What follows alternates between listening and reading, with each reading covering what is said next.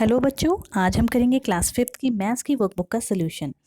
Page number 142, 143 and 144 जो कि related है आपकी वर्कशीट नंबर 176 से। तो चलो बेटा करते हैं page number 142 playing with marbles. इसमें इंग्लिश और हिंदी दोनों में दिया गया है, तो मैं आपको हिंदी में करा रही हूँ, वैसे आंसर दोनों में सेम ही होता है। शाहीन, आकाश और सीमा कंचे खेल रहे थे। शाहीन और आकाश अपने कंचे सीमा के साथ बांटना चाहते थे। शाहीन के पास 30 कंचे हैं, लिख दिया यहाँ पे हमने, और आकाश के पास 24 कंचे हैं, यहाँ पे लिख दिया है। शाहीन ने अपने कंचे के 1/1 और आकाश ने अपने कंचों के 1/4 सीमा को दे दिए। तो शाहीन के 1/3, 30 का अगर हम 1/3 निकालते हैं तो 10 आता है, ठीक है। और आकाश ने अपने 1/4 दे दिए हैं, तो 24 का 1/4 6 आता है, ठीक है बेटा। अब प्रत्येक के पास कितने बचे? शाहीन के पास पहले 30 थे, 10 उसने दे दिए, अब उसके पास बचे 20।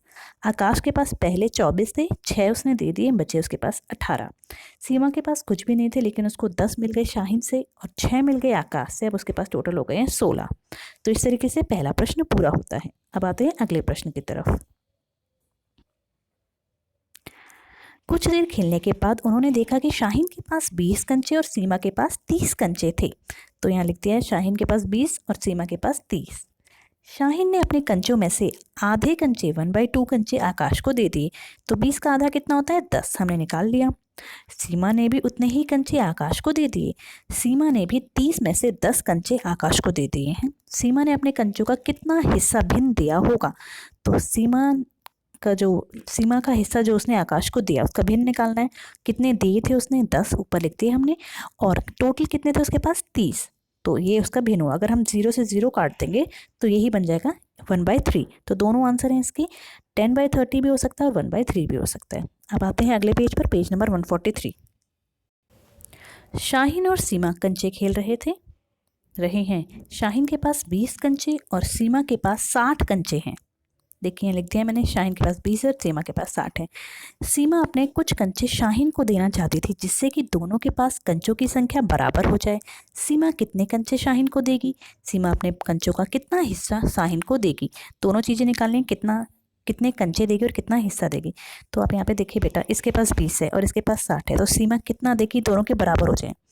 अगर सीमा अपने में से 20 कंचे दे देगी तो इसके पास बचेंगे 40, और इसके पास पहले से 20 है, इसको अगर 20 और मिल जाएंगे तो इसके पास भी हो जाएंगे 40। तो फिर दोनों के पास बराबर कंचे हो जाएंगे, है ना।